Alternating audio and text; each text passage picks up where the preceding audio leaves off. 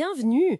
Aujourd'hui, on plonge dans la sourate 91 du Coran, Ash-Shams, le soleil. On va s'appuyer sur une analyse assez fouillée qui regarde les aspects linguistiques, cosmologiques, mais aussi psychologiques et éthiques. L'idée, c'est de décrypter un peu la logique de ces 15 versets, comprendre le message sur l'ordre de l'univers, l'âme humaine et les conséquences en fait. Ça commence très fort, avec une série de serments sur le cosmos. C'est assez impressionnant. Alors, regardons ça de plus près. Les 6 premiers versets, donc. Serment par le soleil, sa clarté, la lune qui le suit, le jour, la nuit, le ciel, sa construction et la terre, son étendue. C'est une ouverture très visuelle. Absolument. Et ce qui est fascinant dans l'analyse proposée, c'est que ces serments, au-delà de la poésie, ils pointent vers une sorte de compréhension fonctionnelle de l'univers. L'analyse suggère de voir le soleil comme la source d'énergie vitale. On pense à la photosynthèse, au rythme biologique. La lune comme un reflet. L'alternance jour-nuit issue de la rotation de la Terre. Oui, c'est logique. Le ciel, construit, ça évoque l'ordre physique, l'atmosphère protectrice, et la Terre, étendue, notre lieu de vie. Ce n'est pas juste une énumération, c'est vraiment un tableau d'harmonie, d'équilibre. Mhm. Et l'analyse insiste là-dessus. Cet ordre extérieur, il sert de miroir, de modèle, en quelque sorte, pour l'équilibre intérieur que l'être humain devrait rechercher. Ah oui, c'est une belle idée ça, ce parallèle entre le cosmos et l'intérieur. Et justement, la sourate fait ce lien tout de suite après, non? On quitte le ciel pour... Exactement. On bascule vers l'intime, avec les versets 7 à 10. Et par l'âme est celui qui l'a harmonieusement façonné. Sawaha. Sawaha. Oui, et ce terme est important. L'analyse souligne qu'il ne veut pas juste dire créer, mais plutôt parfaitement équilibré, bien proportionné. Ça suggère une nature déjà complexe, avec des potentiels divers.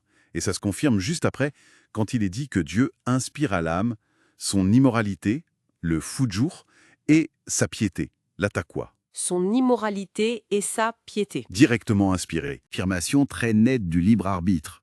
Et de la conscience morale. L'humain peut discerner, il a la capacité et donc la responsabilité de choisir. D'accord, donc une âme façonnée avec ce potentiel pour le bien et le mal, et la réussite ou l'échec, ça dépend du choix qu'on fait. C'est tout à fait ça. Le verset 9 dit « A réussi certes celui qui la purifie » et le 10 « Et est perdu certes celui qui la corrompt ». La purification ou la corruption de l'âme. Voilà. Et si on prend un peu de recul, comme le fait l'analyse, ça fait écho à des concepts très modernes finalement. La discipline personnelle, le développement, le travail sur soi. Hmm. L'être humain n'est pas statique, il est en devenir. Il peut s'améliorer par cette purification ou se dégrader par la corruption. C'est dynamique. Et pour illustrer ça, de manière très concrète, l'analyse montre que la sourate donne cet exemple historique, celui du peuple de Tamoud. Précisément. Les versets 11 à 15, ils racontent cette histoire. Ce peuple a rejeté son prophète, Salih, par rébellion, par taqwa. La rébellion. Oui. Et le point critique, c'est quand le plus misérable d'entre eux, il tue la chamelle. C'était un signe divin, un symbole, et ils avaient été avertis de ne pas y toucher. Et ils l'ont fait quand même. Exactement. Ils défient l'avertissement. Pour l'analyse, c'est de l'illustration parfaite de la dynamique fujur contre taqwa. Collectivement, ils ont choisi le fujur, la transgression. Et la conséquence est... Terrible, d'après le texte. Oui. Leur Seigneur les détruisit donc pour leurs péchés et étendit son châtiment à tous. L'analyse présente ça comme la conséquence logique de leur choix collectif. Une conséquence logique, presque naturelle, vous disiez, pas juste une punition arbitraire. C'est une lecture forte de l'analyse, oui. D'un point de vue, disons, sociologique, on pourrait y voir une règle.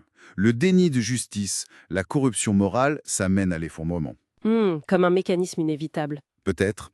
Et la toute dernière phrase, « Et il, Allah, n'a aucune crainte des conséquences ». L'analyse suggère que ça souligne le caractère implacable, objectif de cette loi de cause à effet. Les conséquences découlent des actes. C'est une forme de justice immanente. D'accord. Alors si on résume la logique que l'analyse met en avant, on part de l'ordre cosmique, Oui, on fait l'analogie avec la structure morale de l'âme, son potentiel d'équilibre, mais aussi sa liberté de choix, exactement. et on termine avec l'exemple historique des Tamouds pour montrer ce qui arrive quand on choisit la corruption, le désordre. C'est très structuré en fait. Tout à fait. Et le message central qui ressort de cette analyse, c'est vraiment ce principe de résonance universelle. L'harmonie du cosmos n'est pas qu'un décor, c'est un modèle. Un modèle pour l'âme et la société. Voilà. Et rompre cet équilibre par l'injustice, l'impiété, le fou de jour, ça mène quasi mécaniquement à la désintégration, que ce soit au niveau individuel ou collectif. C'est ce que l'analyse met en lumière. Alors une dernière question pour nos auditeurs, pour continuer la réflexion. Si on prend en sérieux ce principe de résonance entre l'ordre extérieur et l'équilibre intérieur, mis en avant ici, comment est-ce que cette perspective pourrait peut-être éclairer notre façon de comprendre les défis actuels, que ce soit dans nos vies personnelles ou dans nos sociétés?